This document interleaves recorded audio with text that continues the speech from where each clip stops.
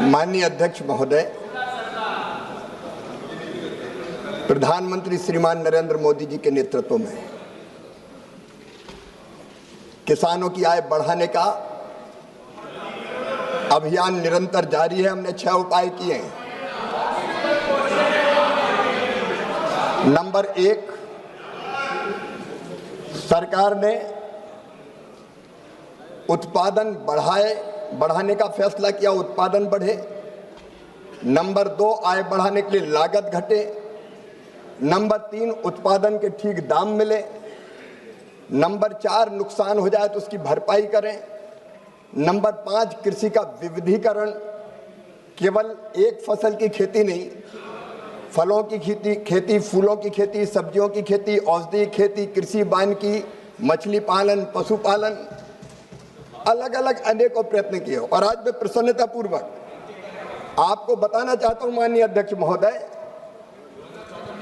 कि पिछले 10 सालों में फसलों का जो उत्पादन है, कुल फूड ग्रेन्स का, खाद्यान्न का, इसमें 246.42 मिलियन टन था 13-14 में, अब बढ़ के 353.96 मिलियन टन हो गया है।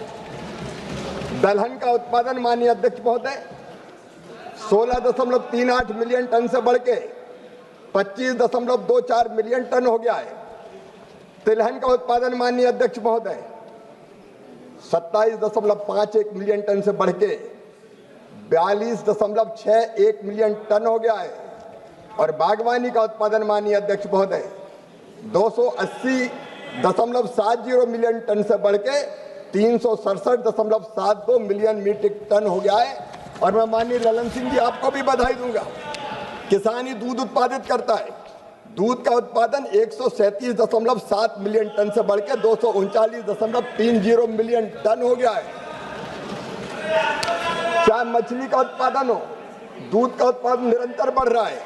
और किसानों की आय का जहां तक सवाल है माननीय अध्यक्ष महोदय, मैं दावे के साथ कहता हूं कई किसानों की आय दुगनी से भी ज्यादा बढ़ी है। और हम जो उपाय कर रहे हैं माननीय अध्यक्ष महोदय, आपने बजट की बात कही माननीय सदस्य ने। अरे आपके समय में जब आप उस सरकार का हिस्सा थे यूपीए की, तब केवल 27,000 करोड़ बजट था। बजट है 1,27,000 करोड़ रुपया। माननीय अध्यक्ष महोदय, ये एनडीए की सरकार में निवेदन करना चाहता हूं, किसान सम्मान निधि पहले तो कभी नहीं थी। माननीय अध्यक्ष महोदय 10 करोड़ किसानों को किसान सम्मान निधि से लाभान्वित किया जा रहा है। और मुझे गर्व है, मोदी है तो मुमकिन है, लगभग 2 लाख करोड़ रुपया उर्वरकों पर सब्सिडी देने का काम कर रही है। तो मोदी सरकार कर रही है। जब यूपीए की सरकार थी माननीय अध्यक्ष महोदय, तब केसीसी पर जो केसीसी और बाकी संस्थागत लोन मिलता था, वो लोन मिलता था केवल 7 लाख करोड़। आज वो लोन मिल रहा है 25 लाख करोड़ रुपया माननीय अध्यक्ष महोदय।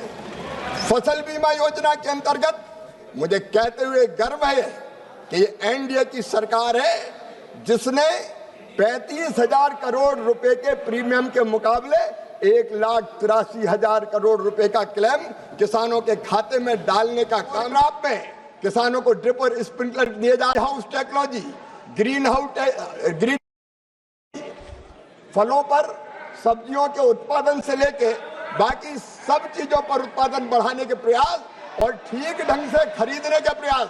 माननीय अध्यक्ष महोदय, किसान की आय बढ़े, इसलिए इसी सरकार ने फैसला किया कि उत्पादन की लागत पे कम से कम 50% मुनाफा जोड़कर किसान को एमएसपी प्रदान की जाएगी।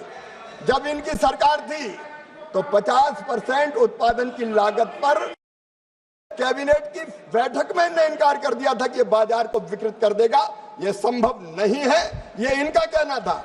और इसलिए मैं कह रहा हूं माननीय अध्यक्ष महोदय, एमएसपी हो रही है, नुकसान पर भरपाई की जा रही है।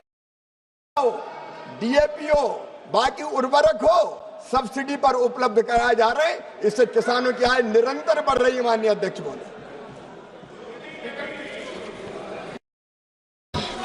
Thank you sir. मैं इनकम डबलिंग के बारे में सीनियर मंत्री है और उनने दूसरा बात किया, कोई बात नहीं। सेकंड क्वेश्चन है सर मेरा, the reply celebrates PM schemes, but the harsh truth is tenant farmers, sharecroppers and landless laborers, for whom leader of opposition Rahul Gandhi ji has been raising for many years, who form more than half the rural agricultural force and still excluded from the benefits. What is stopping the government from enacting a law or a scheme that recognizes cultivators without land titles? That the government only for land owning farmers. Very good. माननीय अध्यक्ष महोदय, कई योजनाएं उनके साथ आती जिनके पास land holding होती है। अलग अलग राज्य सरकारें, चूंकि कृषि राज्य का विषय है, माननीय विद्वान सदस्य ने पूछा है, जो टेनेंट फार्मर्स है उनके लिए अलग अलग योजनाएं चलाती हैं। लेकिन मैं ये भी बताना चाहता हूं कि केंद्र सरकार ने यह फैसला किया कि प्रधानमंत्री फसल बीमा योजना में अगर जिसके पास स्वामित्व है वो किसान, टेनेंट फार्मर को जो खेती कर रहा है लैंडलेस, उसको अगर अधिकृत कर देते हैं तो फसल बीमा योजना का लाभ उनको मिलता है। माननीय अध्यक्ष महोदय, एमएसपी की खरीद के लिए भी अगर लैंड होल्डिंग वाला किसान अधिकृत करे राज्य की अनुमति से, तो उसको एमएसपी की खरीद भी की जाती है। एफपीओ में भी टेनेंट, माननीय अध्यक्ष महोदय, मेंबर बन सकता है। और मैं माननीय विद्वान सदस्य को बताना चाहता हूं कि पिछले दिनों जो हमारे टेनेंट और शेयर क्रॉपर है जो बटाई पर खेती लेते हैं, उनको प्रधानमंत्री फसल बीमा योजना में ऐसे लगभग टेनेंट और शेयर क्रॉपर दोनों मिलाकर, शेयर क्रॉपर 6,55,846 किसान थे, उनको लाभ दिया गया है, और टेनेंट 41,62,814 किसान थे, उनको लाभ दिया गया है। तो टेनेंट किसानों को भी कई योजनाओं का लाभ देने का प्रयत्न किया जा रहा है। Shri Shettar. Sir, whether the government of India is following minimum support price fixation methodology recommended by Dr. M.S. Swaminathan? If so, what is the cost C3 and MSP based on it fixed for the year 2526?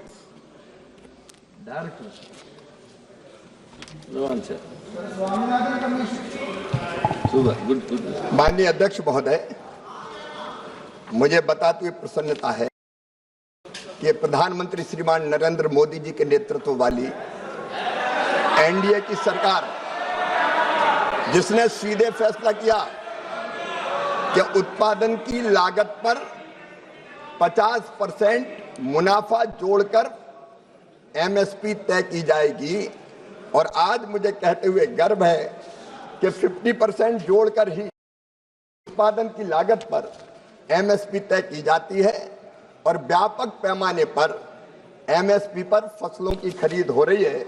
माननीय अध्यक्ष महोदय, मैं निवेदन करना चाहता हूं कि इससे पहले की जो सरकार थी, जब उसके पास मंत्रिमंडल की बैठक में, कैबिनेट में यह मामला गया था कि एमएसपी उत्पादन की लागत पर 50% बढ़ाकर तय की जाए, तो उधर की सरकार ने इनकार कर दिया था कि यह बाजार को विकृत कर देगा, यह संभव नहीं है। लेकिन मोदी जी की सरकार में हम एमएसपी पर लागत पर 50% मुनाफा जोड़कर ही तय कर रहे हैं और खरीदने का काम भी कर रहे हैं। एक बात बताओ माननीय सदस्य, प्लीज प्लीज प्लीज, एक माननीय सदस्य, एक मिनट। मैंने मणिकम टेगोर जी को 2 प्रश्न पूछने का मौका दिया, फिर भी बैठे बैठे टिप्पणी करते हैं। जयप्रकाश जी की तो आदत ही बैठे बैठे टिप्पणी करने की है। आप सीनियर मेंबर ऑफ पार्लियामेंट हो, प्रश्नकाल में शोभा नहीं देता आपका। श्रीमती महिमा कुमारी।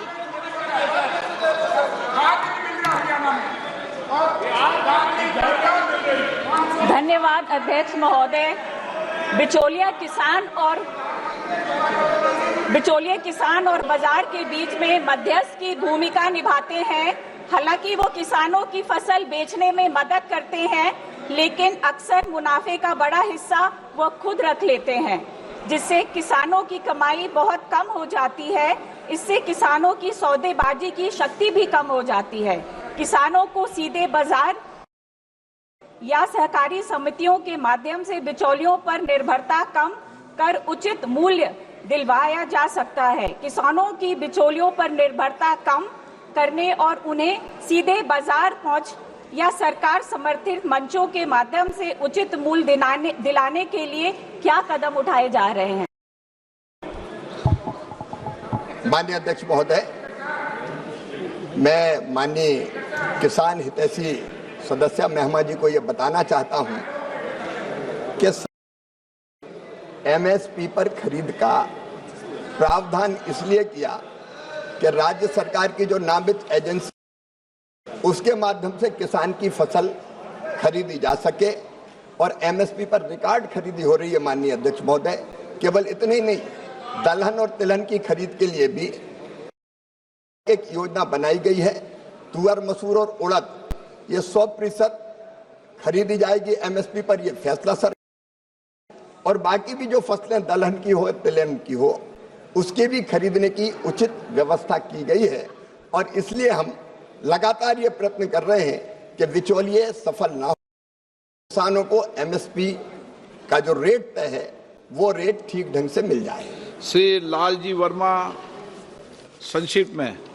माननीय अध्यक्ष जी, मैं माननीय मंत्री जी से आपके माध्यम से जानना चाहता हूँ कि हर बार ये कहा जाता कि हम किसान की आमदनी दूनी कर रहे हैं, लेकिन दूना तभी होगा जब उसका जो लागत मूल है उसका प्रॉफिट मिल सके। विभिन्न कृषि विश्वविद्यालयों में और कृषि फार्मों पर मैं आपके माध्यम से जानना चाहता हूं कि जो लागत मूल्य आती है, क्या उसको आधार मानकर माननीय मंत्री जी 50% उस पर मुनाफा देते हुए कृषि एमएसपी लागू तय करने का निर्णय करेंगे?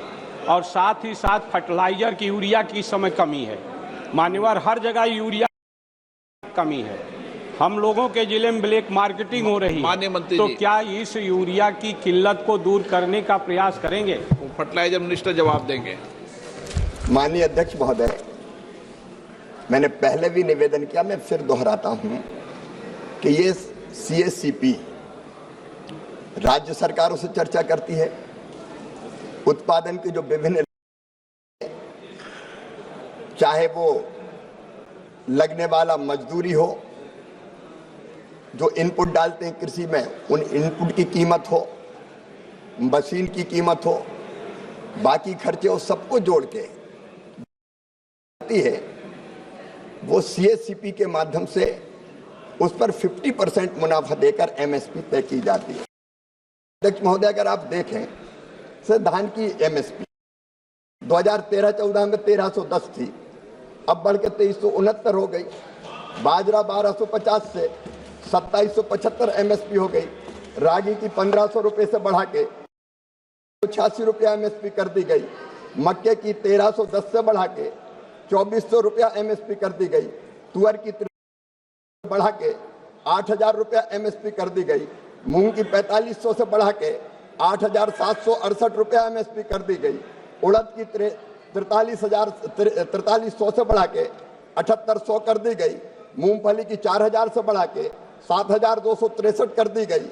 सूरजमुखी की 3700 से बढ़ा के 7721 रुपया कर दी गई। सोयाबीन की 2560 से बढ़ा के 5328 रुपया कर दी गई। तिल की 4500 से बढ़ा के 9846 रुपया कर दी गई। राम तिल की 3500 रुपया से बढ़ा के 9537 रुपया कर दी गई। कपास की 3700 से बढ़ा के 7710 रुपया कर दी गई। ये दुगनी तो की है माननीय अध्यक्ष महोदय, एमएसपी भी दुगनी की है, खरीद भी कई गुना ज्यादा की है। जब वर्मा जी को मैं बताना चाहता हूं, जब यूपीए की सरकार होती थी तो केवल 10 साल में 6 लाख मीट्रिक टन उन्होंने दलहन खरीदी थी। हमने 1,82,00,000 खरीद के दिखाई है, तो हम एमएसपी भी बढ़ा रहे हैं, हम खरीद भी रहे हैं, हम किसान सम्मान निधि भी दे रहे हैं, हम केसीसी पर सस्ता ब्याज भी दे रहे हैं, हम विभिन्न योजनाएं चला रहे हैं, तो किसानों की आय दुगनी तो कर रहे हैं माननीय अध्यक्ष महोदय।